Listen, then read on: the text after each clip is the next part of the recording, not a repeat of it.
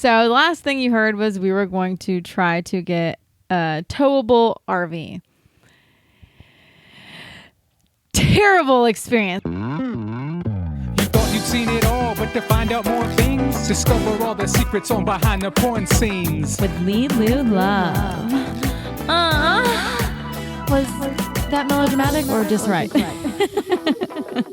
Hello, everyone, and welcome to Behind the Porn Scenes. I am your host, Lelu Love, here with my Band-Aid, who's going to be my co-host today. But also, I have my favoriteest co-host, B. And welcome to episode 280. Yes, we are getting closer to our 300th podcast, which is crazy to think that we've been doing this for 300 years. Our feels annual like it. Podcast. Yes. The Don't I most look popular good? podcast schedule there is, the annual. 1 year, and we literally talk for the entire year. So we just do one a year, and constantly I don't shut my trap. So there you go. So my incision was closing. It was never 100%, but it also wasn't oozing yellow liquid. And I started my period and I started wearing period panties because I've never dealt with an incision like this before. I didn't think maybe you should just, cover it with a Band-Aid just to make sure. I didn't know if there was not an infection or anything wrong with it, that any type of overstimuli can cause the, I don't know, like it's not incision. I'm looking for, like where you hurt something. The injury site? No. The wound? Maybe wound. I don't know exactly what I'm thinking of. But like the wound will open back up because I thought it was pretty much healed. Like the incision, like maybe is what I'm looking for, something along those lines. But I thought it was healed enough. It was like at least 95% where I was like, I don't need to put a Band-Aid on it because there was no scab anymore. It was like closed together. Well, apparently if you just rub it, that it will just, I didn't actually touch it. Captain cringe a lot. In true Lelu fashion, you get to 95% and then overdo it. I wear effing period panties. Go back to 60%. I'm sorry that I wore period panties, universe, and you decided to destroy I'm talking about my that's incision. just your method in general, your mono plan. Mono. Yeah. Yeah, because I think I've talked about the mono story before. I'm sure. Yeah, I almost died. What's even worse is like, so it was really bad. And like, obviously it probably wasn't as bad as I make it out to be, but I remember stopping eating. I remember I just stopped drinking. Like I would just lay on the couch and like my mom would try to get me to drink and eat stuff. And like my neck, like literally if I took my fists and I put them like that, like that's what my neck, like it protruded past my face. It was pretty crazy.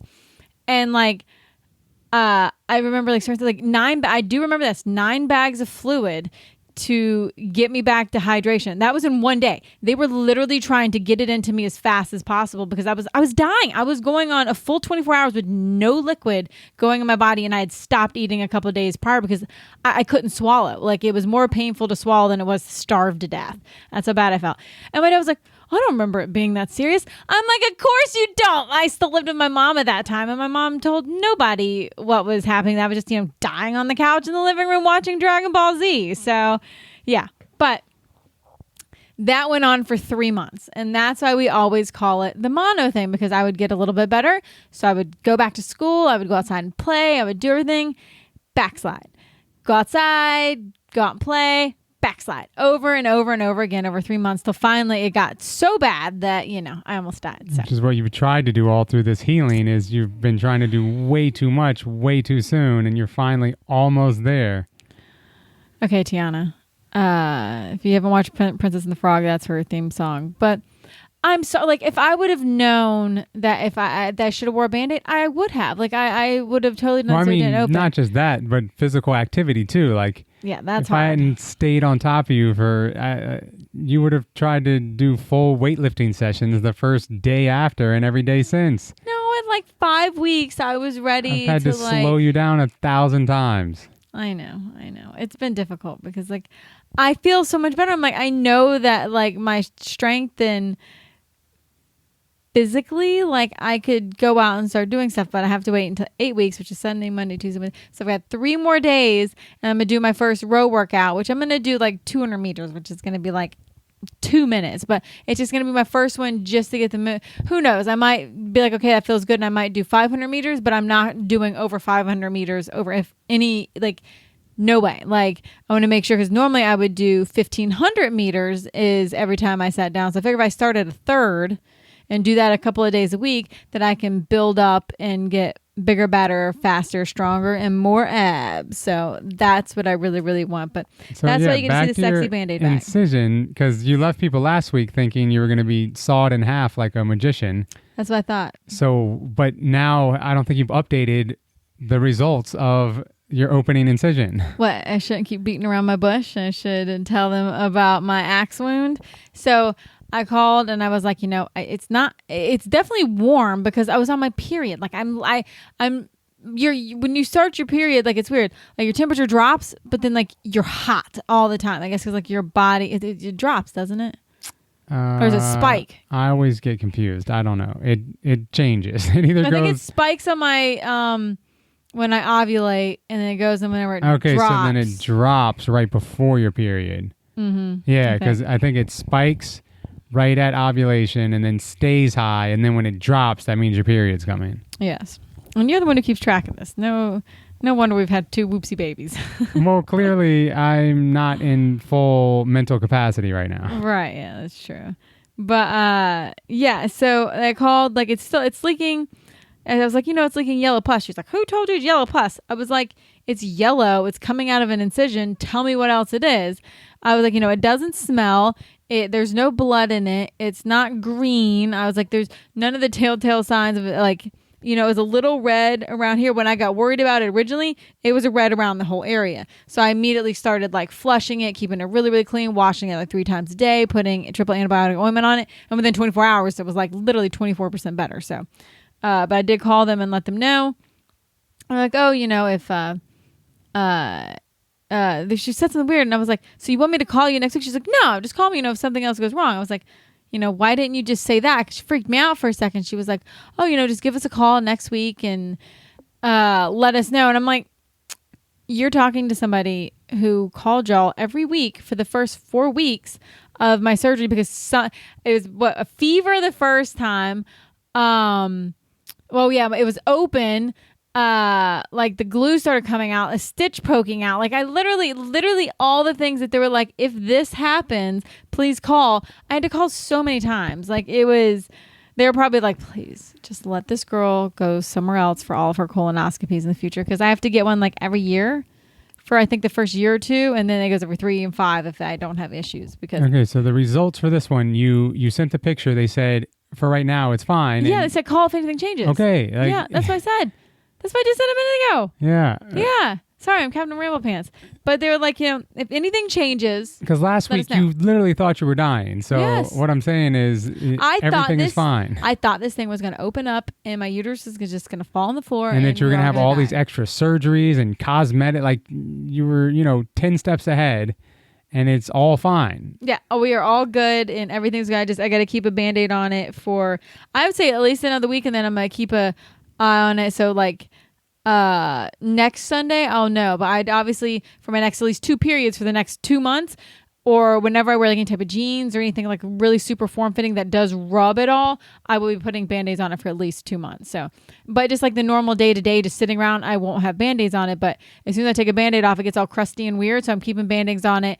I'm going through like 10 Band-Aids a day. So I'm keeping it nice and clean and delicious. So you're welcome. There's a piece of hair on here. So if you're wondering how that's doing, that is why. And people are like, oh, why do you have a Band-Aid on your vajayjay? It's like, and a few people on Twitter like try to like, oh, that Band-Aid's a nice touch. I'm like, I had to have life-saving tumor removal surgery. So like, what are they going to say to that? Like, it's not like I did something cosmetic, which I'm not downing anybody who ever has. Whenever somebody tries to be like mean about something like that, I'm like, I had a giant tumor. I had to, so. And then I had a leaky second vagina up here. Now, so the last thing you heard was we were going to try to get a towable RV. Terrible experience. Like the only thing that would have been a worse first experience is if we would have gotten to a terrible wreck and we all would have died. So we get the towable hitch installed on the back, and we're like, okay, no, everything's good. But the guy's like, oh, you might need a new control switch. You don't have any brake lights, or not. You have brake lights, but you don't have any running lights. He's like, it might affect, what you're towing. We're like, okay, whatever. So we decided we were going to go ahead and go check out the trailer. So we did. We get there. But in the same breath, that guy also said, but we don't do that and can't fix it. So, yeah. So and we were literally about to go pick up the thing. So it was just literally the next day. Terrible timing. So we go and we pick it up, and they get it plugged in. And I walk and I look at it. It's really cute, small, it's quaint, something, we can try. And I go to drive off, and I hit the brakes, and everything just locks down. And I'm like, I don't know what just happened. And like the guy's like, just lightly hit the brakes. And I'm talking about slammed on brakes. The thing was slamming on its brakes so hard that my vehicle was being stopped by the RV slamming on his brakes. And like, so I'm getting ready to have an effing panic attack. Like I'm wanting to throw up. It's like, if you've ever been in a car wreck that impactful, like, but that's what it's doing from behind me over and over again. And I'm talking about, I'm trying to like touch my brake, like with just the little touch, and it's fucking slamming. Like, and I'm only going 1 or 2 miles an hour, but I don't know if you've ever been going any speed and like you hit something and you just automatically stop. That's literally what it was doing from behind over and over. And this guy's face is just looking at me like this woman doesn't know how to drive.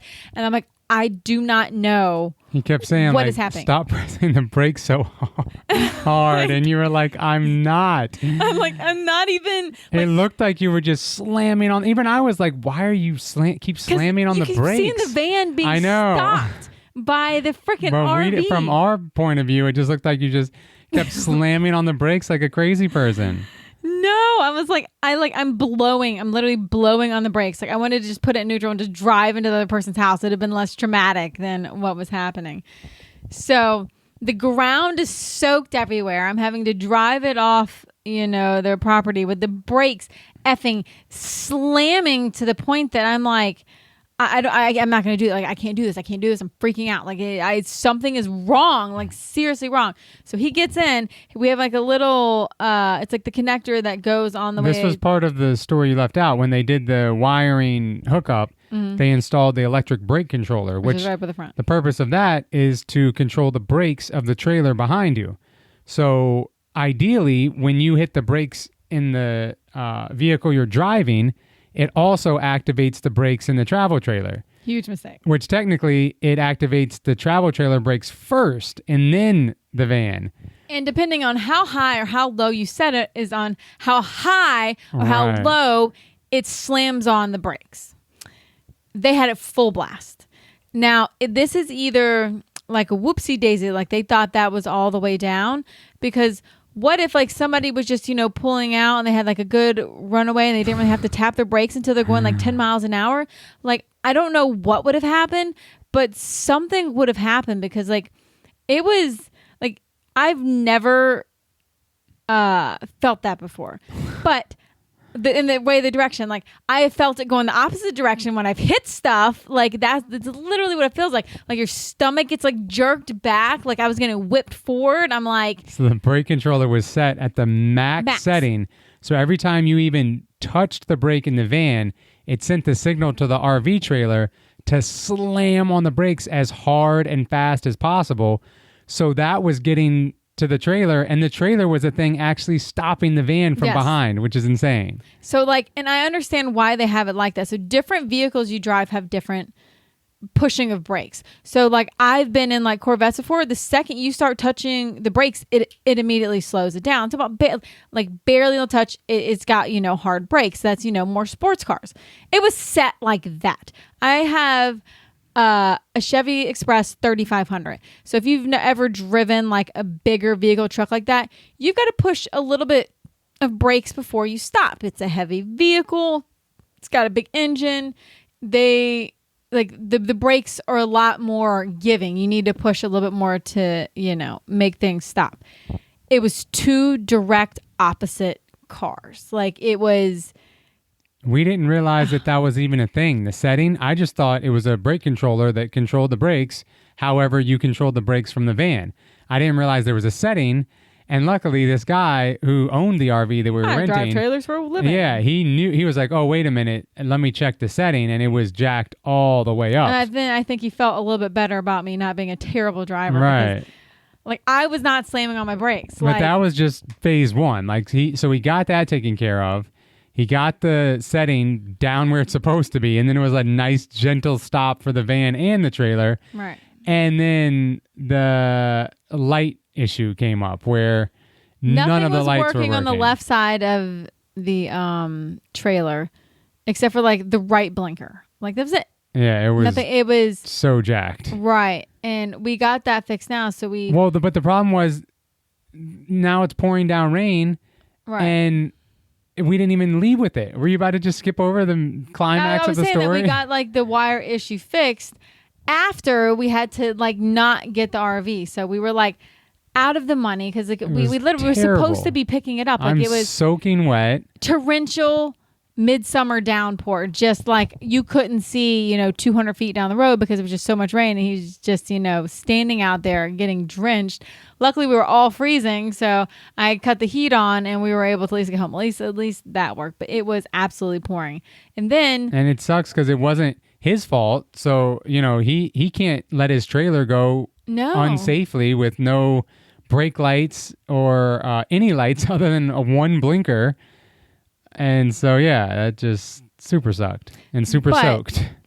Positive note, we know how to work the effing box, which they should totally have like we put the box in your car. You've never had one before. Let me come out and teach you. So I'm at least going to call the place that we went to and be like, listen, we had a little bit of snafu with that. I just like, y'all are still a great company. We're going to come back to you. I'm probably going to buy my thing from you.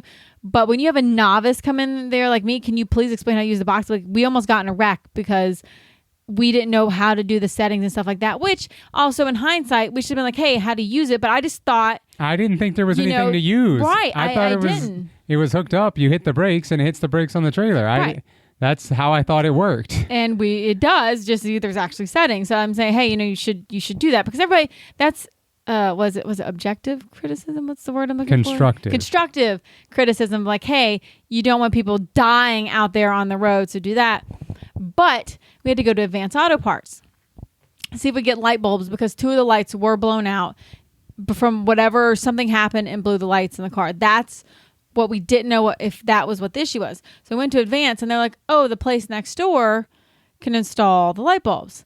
So we're like, well, they're going to try to swindle us. So we went over there super apprehensive, like, oh my God, we just need light bulbs. We don't need nothing else. We found the best mechanic just by stumbling onto him. And I looked at him, I was like, oh my God, they have amazing reviews. So they went through, so they took our van apart, went through, they found the issues, had our van completely pulled apart, and then called us. So first you would think that they're trying to swindle us, like, well, your van's taken apart if you don't pay us. No, they're like, so this is the issue and this is the issue. So we can fix one or we can fix both and put it back together and fix it later. Now we know what your actual issues are. You can fix it as you need. And like, which ended up being, we were able to check the fuses. Right. Because fuses are easy. You just look at it and it's either blown or not. So it ended up being it's called a relay, I think you said. Yeah, it's something like that. It's basically like a big box fuse that you can't see through. So obviously, that was... And it's kind of melted. Right. Well, that was the easy part. That would have just taken 2 seconds, but that actually melted somewhere along the chain that caused all these other issues. Right. So they were able to get in there and fix it up. And it was a lot of money, but it was a lot less than what I thought. I thought it was going to be like, oh, we're going to have to rewire everything. Like they could have literally just screwed us, but they didn't. Like for a mechanical issue and the electrical issue in a vehicle, it was $340, which is a lot of money.